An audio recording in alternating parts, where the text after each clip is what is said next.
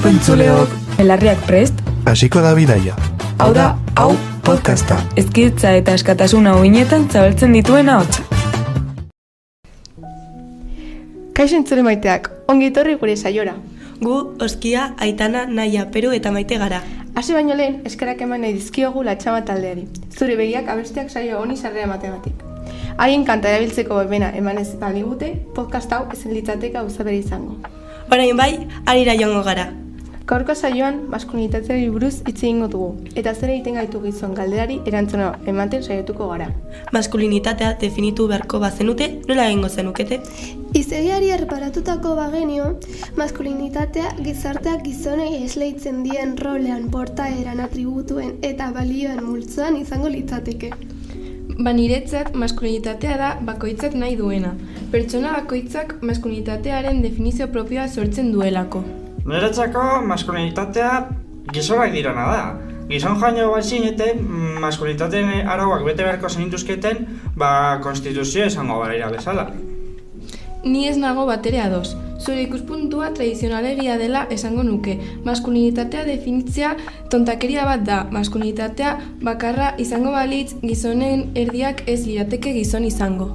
Pertsona horiek benetazko gizonak ez direlako. Simple. Ikusten denez iritzi anitzak daude gai hauei buruz. Horregatik podcast saio hau sortu dugu, hainbat iritzi ezberdin entzuteko eta ulertzeko. Has gaitezen. Orain bai, garrantzitsua denarekin hasiko gara. Egun batzuk barru gizonaren eguna izango da, eta egun honek polemika handia sortzen du. Zer iritzi duzu zuek egun honi buruz? Niretzat, egun hau ezinbestekoa da gizonarentzat. Zapalduta bizi baikara. Feminaziek, Podemosekoek eta horrelako talde wokek gizonak garbitu nahi dituzte, eta ezinbestekoa da gure eskubideak aldarrikatzea. Zertan ari zara, zapalduta bizi izan direnak emakumeak izan dira betidanik, eta gainera gizonen eskutik. Gizonen eguna egunero izan da duela gutxi arte. Zuk Oskia, zer iritziak dautuzu honi buruz? Jaiegun den bitartean ondo irutzen zait, agian bat nator Aitanarekin, baina ez naiz gehiago bizitzen, gai hauetan. Horretarako gaude hemen, bustitzeko eta iritzia emateko. Elkarrizketa pixka mugitzeko irakurri alduzue Iraitz Urkuloren artikula maskulinitate eredu berri buruz? Noski baietz, nor uste duzu naizela? Bai, entzun izan dut zerbait. 5 pertsonai aurkezten dituen liburu buruz hitz egiten duena. Bai, eta gure gaiarekin guztiz lotuta dago, askotariko maskulinitateak aurkezten dituelako. Errealista da, esan nahi dut, maskulinitatearen askotariko ereduak irudikatzen ditu. Tontakeria hutsak. Maskulinitatea bakarra da. Mugiezina, monolitiko eta perfektua. Maskulina izatea indartsua izatea da. Gihartsua, iletsua, ahots grabekoa, pizkal zabalekoa. Hori bai benetako maskulinitatea dela. Soilik horretan pentsatzerekin harrotasunez izerditzen hasten naiz. Ziur zaude harrotasuna dela? Dinosaurioak zu baino aurrerakoiagoak dira. Maskulinitatea hainbat gauza izan daitezke. Adibidez, maskulinitate euskorra, zuk duzuna. Ni hasi nahi du, sindikalista boltxebikea! Zer da maskulinitate euskorra?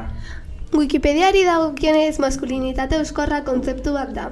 Maskulinitatearen estandar kulturala betetzen ez dituzten sentitzen duten gizonek bizi duten antsietate potentziala deskribatzen duena. Ze hostia, harrapatzen zaitudanean ikusiko duzu.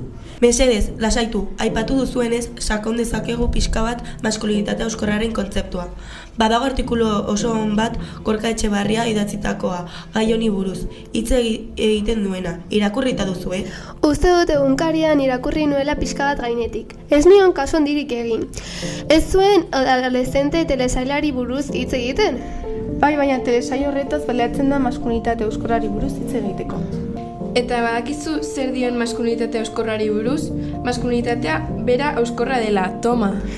Edo neure internetean sar daiteke gaur egun tontakeria zabaltzeko.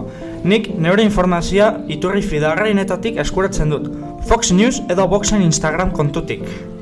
Artikuluak dioenez, feminismoaren aurkako jarrerak etxean jasotako jarreren eta ultraeskuinak sare sozialen bidez zabaltzen duen maskulinitatearen ereduaren ondorioz sor daitezke. Nire aita falangeren kidea da, eta nire ama 2 urte nituenean desagertu egin zen. Baina ez dut uste horrek eraginik izan duenik nire pentsaeran.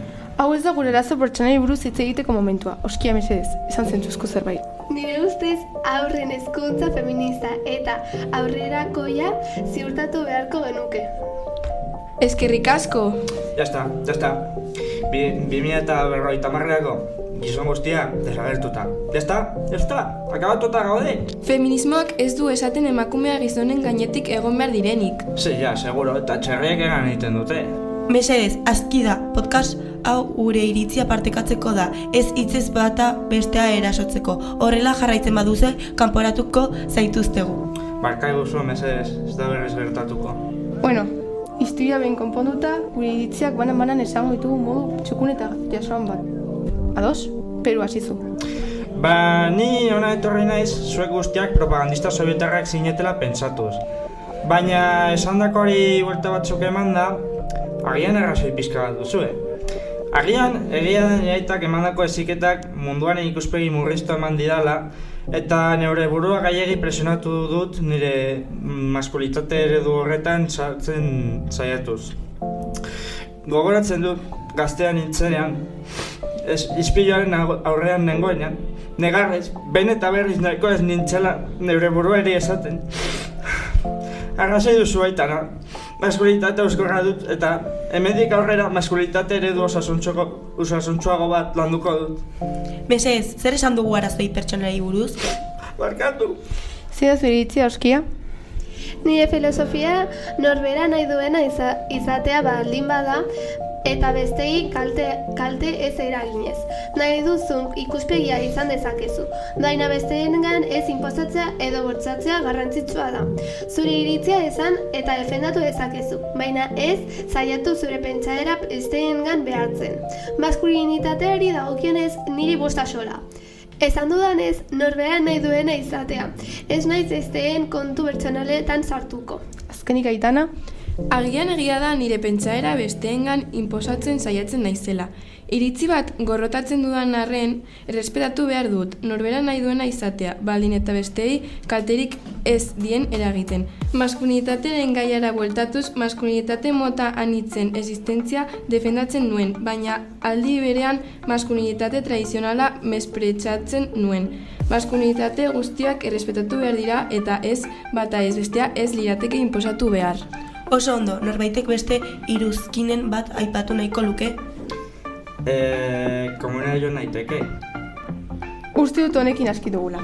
Maskulinitate buruzko eztabaida sutsua izan dugu, baina amaieran guztiok tolerantziari eta respetuari buruzko irakaspen bat lortu dugu. Ez soilik maskulinitatearen gaian, baizik eta orokorrean. Planteatu dugun galderari erantzunez, gizon egiten gaituena norberak erabakitzen du. Ez dago eredu edo dogma zehatzik. Espero dugu saio hau guztiz jasaezina ez izatea zuentzat, eta mila esker zuen arretagatik. Hurrengo arte! Mila esker gurekin egoteagatik, jarraitu ideiak zabaltzen, jarraitu askatasuna eraikitzen. Hau izan da, hau podcasta gaurkoz, baina hurrengo arte!